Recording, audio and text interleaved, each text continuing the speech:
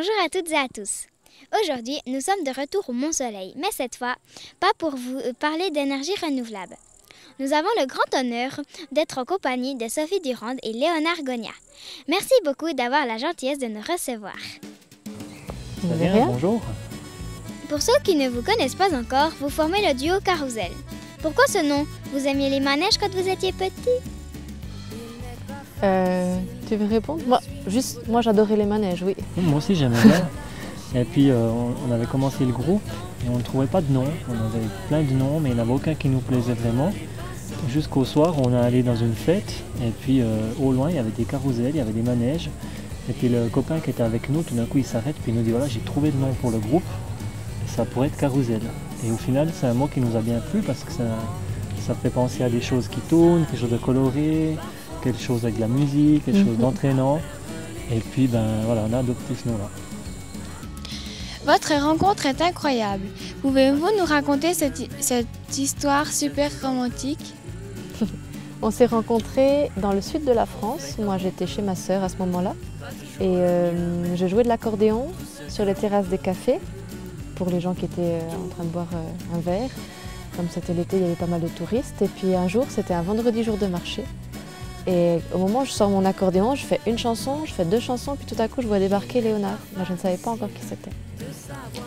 Et puis moi j'avais une grande caisse avec mon accordéon dedans aussi. Quand je jouais aussi de l'accordéon, j'avais joué un petit peu avant elle aussi sur la place du village. Quand j'étais là-bas avec d'autres personnes, eux ils faisaient de la peinture ou de la marche. Et puis moi j'étais plutôt de la musique. J'avais pris toute la chambre du haut dans la petite maison. Et puis j'enregistrais, je bidouillais des trucs et puis le vendredi j'étais allé jouer de la musique. Et puis voilà, on s'est rencontrés avec Sophie, on a directement joué ensemble, après on a découvert que l'autre jouait d'autres instruments, on écoutait les mêmes musiques, qu'on écrivait aussi des textes et tout ça, puis on s'est dit, voilà, il faut vraiment qu'on fasse quelque chose ensemble, et puis c'est comme ça qu'on s'est mis à monter un groupe ensemble. En plus de former un duo sur scène, vous êtes aussi un duo dans la vie de tous les jours. Est-ce que le coup de foudre l'un pour l'autre a été immédiat? Ouais. Les deux en même temps, les deux d'un coup. Après, c'est toujours un moment un peu magique parce que la rencontre était très belle, ça se passait dans le sud, il faisait beau, c'était l'été. Et puis on ne sait pas si ça peut durer à la longue. Alors après, le coup de foudre musical et puis le coup de foudre dans la vie, il se transforme, il évolue et puis on est quand même bien maintenant encore. Hein. On a eu de la chance que ça dure. On entend souvent dire que pour devenir professionnel, il faut commencer tôt la musique. Pouvez-vous nous dire à quel âge vous avez commencé à jouer et de quels instruments? Oui, commencer tôt, pas forcément, je pense qu'on peut commencer aussi plus tard, mais moi j'ai commencé, j'avais 8 ans, quelque chose comme ça, 7-8 ans. J'ai commencé par faire de l'accordéon jusqu'à l'adolescence, où c'est un instrument qui me plaisait plus trop, donc j'ai un peu laissé tomber. Puis plus tard, j'ai un peu fait de guitare et puis je me suis dit c'est bien l'accordéon quand même et puis je l'ai réutilisé. Alors voilà, moi ça serait ça. Et moi j'ai appris à 11 ans, j'ai commencé avec la clarinette dans la musique du village et puis l'accordéon avec un prof. Et puis après, à 15 ans, j'ai appris la guitare avec des amis comme ça, avec des copains du lycée. Et j'ai toujours joué de l'accordéon et de la guitare. Maintenant je joue pratiquement plus de clarinette. Comment se passe généralement la naissance d'une chanson? Il y a plein de façons différentes de faire une chanson, d'écrire une chanson. Des fois, Léonard, il a écrit un texte en entier. Des fois, c'est moi qui écris un texte en entier, puis j'arrive à mettre une mélodie, ou alors c'est lui. Des fois, on arrive à écrire tous les deux en même temps sur un même thème. Des fois, ça peut être très vite. En une après-midi, on a fait une chanson, puis des fois, ça peut être très long, en 3 mois, 4 mois, une année. Il n'y a pas vraiment de... Pour faire une chanson, il n'y a pas vraiment de règles, en fait. C'est très curieux. Quand un groupe commence, comment doit-il faire pour se faire connaître? Alors un groupe qui commence, moi le conseil que je pourrais donner à ce groupe qui commence, c'est beaucoup travailler, beaucoup jouer ensemble. Et puis après d'essayer de faire le maximum de concerts, de jouer dans des petits endroits, d'abord à la fête de la musique, dans des petits lieux. Puis acquérir comme ça toujours plus d'expérience et puis toujours travailler, toujours peaufiner tous les petits détails et puis garder la passion, garder le plaisir aussi de faire ça. Et puis je crois que si on a beaucoup de plaisir et puis qu'on a beaucoup de travail et puis des fois un petit peu de chance aussi, après voilà, c'est possible que le groupe puisse marcher. Je pense qu'il y a de bonnes chances. Quand vous préparez un album, savez-vous à l'avance si tel ou tel morceau va être le titre phare de l'album? Alors non, pas tout de suite, mais on sait déjà que certaines chansons, ah ouais, celle-là elle pourrait être pas mal. Et puis peut-être qu'après quand on continue d'enregistrer, puis on va en studio, puis on ajoute tous les instruments, puis qu'on produit le morceau, à ce moment-là, un morceau qu'on croyait génial, tout d'un coup il peut être ah non celui-là il est moins, ou un morceau qu'on avait peut-être pas trop pensé, ah ouais celui-là tout d'un coup il est bien. Et voilà, c'est un peu comme ça que ça se passe. Mais après il y a des gens qui vont plus aimer celui-là, d'autres plus celui-là, donc c'est aussi une question de goût. Et c'est après à chacun aussi de trouver le morceau qui lui plaît le plus. Sur votre dernier album En équilibre, quelle est la chanson que vous préférez jouer? La chanson que je préfère jouer, je crois que c'est la chanson qui s'appelle Tandem. Parce que sur cette chanson, je joue du toy piano et ça m'amuse beaucoup de jouer du toy piano. C'est un tout petit piano comme ça, avec très peu de touches. Et il sonne un peu comme un glockenspiel, il a vraiment un son particulier. Et je trouve que c'est une chanson qui est qui balance beaucoup et que j'aime bien le texte, j'aime beaucoup ce texte. Alors c'est celle que j'ai le plus de plaisir à faire sur scène. Et pour moi, ça dépend. Il y a des moments où il y a des chansons qui me plaisent plus que d'autres, où elles nous plaisent un peu moins, nous parlent un peu moins. Je dirais que maintenant, une que j'aime bien, c'est En équilibre. J'aime bien jouer En équilibre. Ou alors une chanson plus à la guitare électrique, comme Je voudrais pas, par exemple. Combien de temps vous a-t-il fallu pour faire cet album? Ouais, je ne saurais pas dire exactement si on l'a fait en une année ou en un mois en fait. C'est bizarre. On peut quand même un peu calculer tout ça. Ouais. Pour écrire les chansons, je pense qu'il a fallu 1 ou 2 années. Et après pour faire des maquettes, ça veut dire qu'on enregistre déjà tout une fois à la maison, un petit peu vite fait comme ça pour se rendre compte. Là ça prend quand même 2-3 mois je pense. Et puis après en studio, on a passé quasiment 2 mois en studio où on a enregistré, puis après mixé, puis après peaufiner encore le son.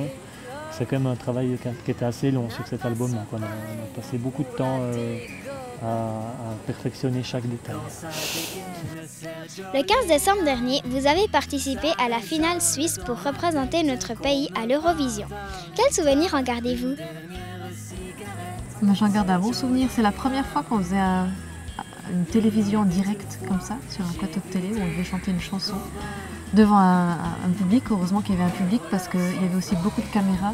Et c'est un exercice en fait, c'est pas évident de savoir quelle caméra regarder, comment faire. Enfin, au niveau de la technique, la télévision c'est un univers qu'on connaissait pas du tout.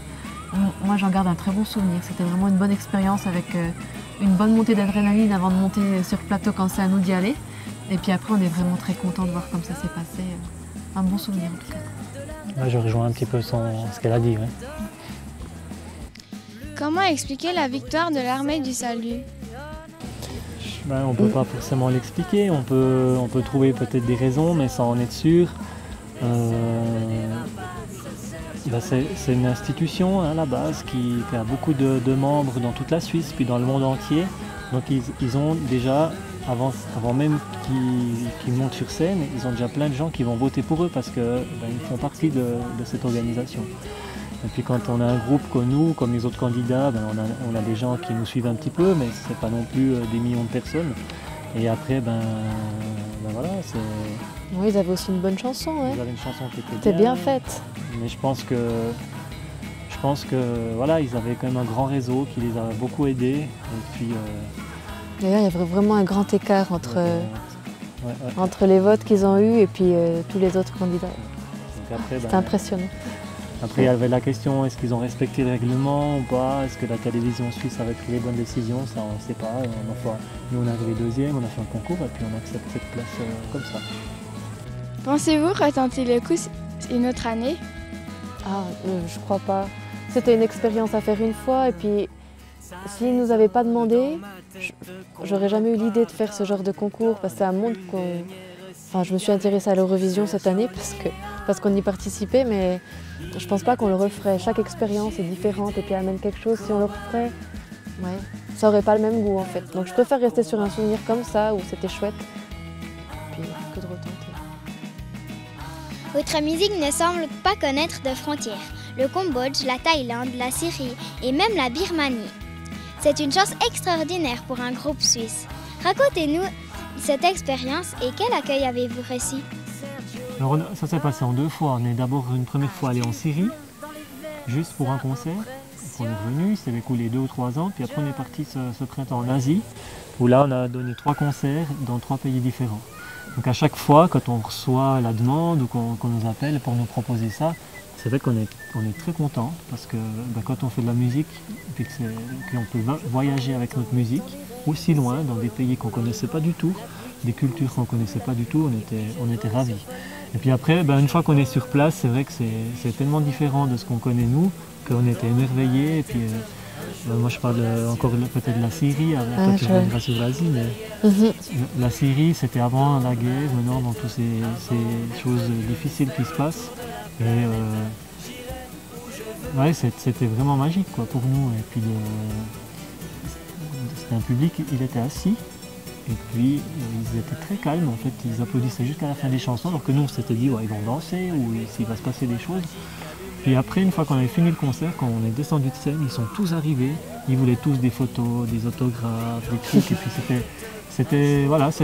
c'était plus dans leur façon de faire à eux. On écoute la musique, on apprécie la musique, on ne fait pas forcément du bruit en tapant dans les mains par-dessus. Et puis voilà, à la fin du concert, on a vraiment remarqué que ça leur avait quand même plu, et puis que c'était aussi génial quoi. Puis en Asie, moi, il y a plein de bons souvenirs dans chaque pays différent, mais par exemple, moi, ce que je retiens, c'est le concert qu'on a fait en Birmanie. Parce qu'en Birmanie, il faisait vraiment très très chaud. Je sais pas si on était pas loin des 38 degrés. Et on a joué dehors. Et les instruments étaient bougeaient beaucoup à cause justement de cette chaleur. On est tout le temps obligé de désaccorder. Nous, on était tout coulants. Mais au niveau de la technique, c'était vraiment très difficile, mais en même temps, c'était vraiment génial. Le concert du soir, de jouer dehors en Birmanie et puis de voir les gens qui étaient là, qui, eux, au contraire de la Syrie, ont dansé, ont participé. C'était vraiment génial. C'est un super souvenir. Ça Et ce soir, vous jouez ici au Mont-Soleil. Vous n'êtes pas loin de la maison. Est-ce que le public est différent ici que par exemple en Valais ou ailleurs en Suisse? Non. Le public est différent à chaque concert. Et même si on voit des gens qui reviennent, des fois qui nous suivent, on les voit à pas mal de concerts. La différence qu'on remarque plus entre la Suisse romande et la Suisse allemande. En Suisse allemande, les gens vont beaucoup plus danser, vont beaucoup plus se lâcher qu'en Suisse romande. Mais à chaque fois, c'est toujours génial déjà rien que d'avoir du public à son concert, des gens qui viennent apprécier la musique et qui on va pouvoir communiquer, avec qui on va pouvoir partager nos chansons. Et à chaque fois qu'on monte sur scène, on est tout content de retrouver du public. Donc, voilà. Combien de concerts aurez-vous fait en 2013? Je crois près d'une centaine en fait cette année. C'est juste? À peu près, oui. Auriez-vous la gentillesse de nous jouer un extrait d'une de vos chansons? Ah, on n'a pas pris d'instrument, rien, mais on peut chanter. Concertation. Il y a la foule, partout autour elle se déroule, le souffle court. Pressez le pas sur les pavés, les pas pressés sur le côté. Il y a la ville, des verticales qui s'empilent en capitale. Je me construis dans son élan, même les taxis n'ont plus le temps. J'avais rendez-vous, mais j'avais rendez-vous, mais j'avais rendez-vous. Dis-moi après quoi on court. J'avais rendez-vous, mais j'avais rendez-vous, mais j'avais rendez-vous. Dis-moi après quoi on court. Voilà, nous sommes arrivés à la fin de cet entretien. Je précise que vous donnerez votre prochain concert dans le Jura le samedi 28 septembre à Delémont. Ce sera à quelle occasion? Alors dans le Jura, on avait envie de faire un seul concert cette année. L'année passée, on en a fait plusieurs. D'en faire qu'un, mais d'essayer de faire quelque chose de vraiment différent aussi, où on a invité un chœur de 45 jeunes de 14-15 ans qui vont venir chanter quelques chansons avec nous. Et puis ce sera vraiment avec d'autres. Il y a aussi 2 autres chanteurs qui vont venir avec nous, Christophe Meyer et puis Sims. Il y aura des projections, il y aura plein de choses. Voilà, on avait envie de vraiment faire un gros concert, d'organiser dans une grande salle, et puis de faire quelque chose pour nous, que ça soit un super souvenir, et pour le public aussi, qu'ils aient beaucoup de plaisir. Merci à vous deux. Toutes les dates de vos concerts se trouvent sur votre site groupecarousel.com. On peut aussi y acheter votre album en équilibre ou devenir membre du fan club. Encore merci et bon concert pour ce soir. Merci à vous trois. Merci. Samedi prochain, on vous réserve de belles surprises, puisque nous serons au Noirmont pour le festival du chant du gros. Nous aurons la chance de rencontrer le chanteur congolais Youssoufa et une artiste que nous adorons, Zaz. Mais là, nous attendons encore une confirmation. Alors n'hésitez pas à revenir souvent sur notre site pour voir ou revoir tous nos reportages. On se quitte en musique avec nos amis de Carousel. À très bientôt.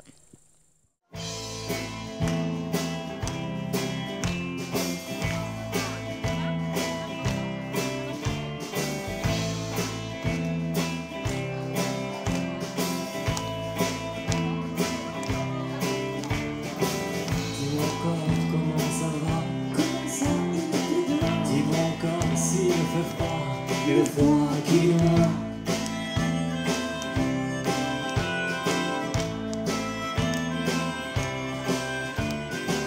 Dis-moi encore, assieds-toi près de moi. Dis-moi encore qu'on est les rois du corps à corps.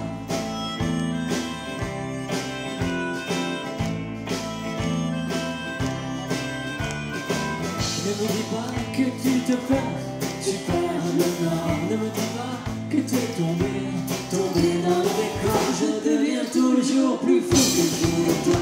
Mon amour, mais l'amour, tu ne partages pas mon amour de toi. Tu deviens toujours plus fou que je de toi.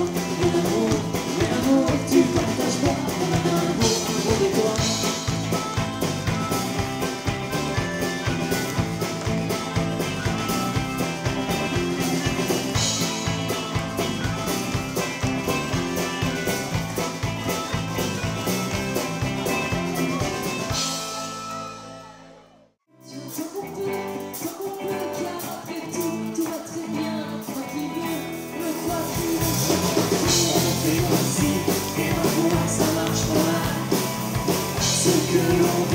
Ce qu'on voit est si normal.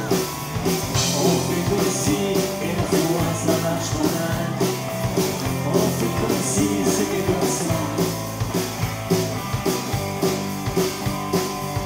Demain on croit, ça ira mieux, en sachant bien qu'on a un endroit. On sera vieux, main dans la main, parlant toujours des mêmes choses, sous le même ton. Et notre amour à l'eau de rose qui descend plus loin. On fait comme si, et ma foi ça marche pas mal. Ce que l'on dit, ce qu'on voit est si normal. On fait comme si, et ma foi ça marche pas mal. On fait comme si c'était comme ça.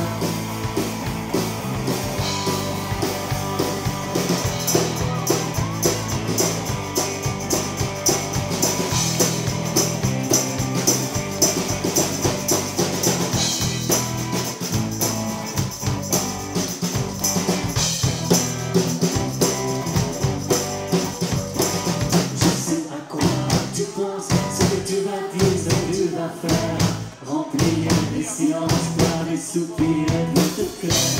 Entrer dans la danse des sourires imparfaits. Se lever de la distance et plus sanguine.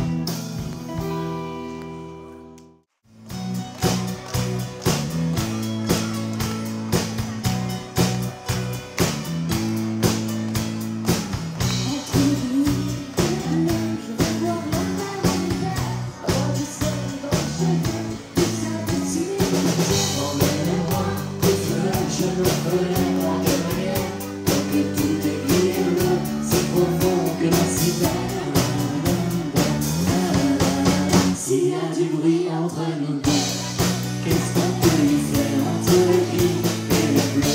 Dis lequel tu préfères. S'il y a du bruit entre nous deux, qu'est-ce qu'on peut y faire entre le gris et le bleu? Dis lequel tu préfères. Du pire devant les jeux des assemblées, quand il faut rire, poursuivre et se taire pour relever. Vos regards qui s'enfuient, vos sourires vite effacés. Mes émotions, comme la pluie, sont impossibles à commander. Rien ne vient, rien ne vient.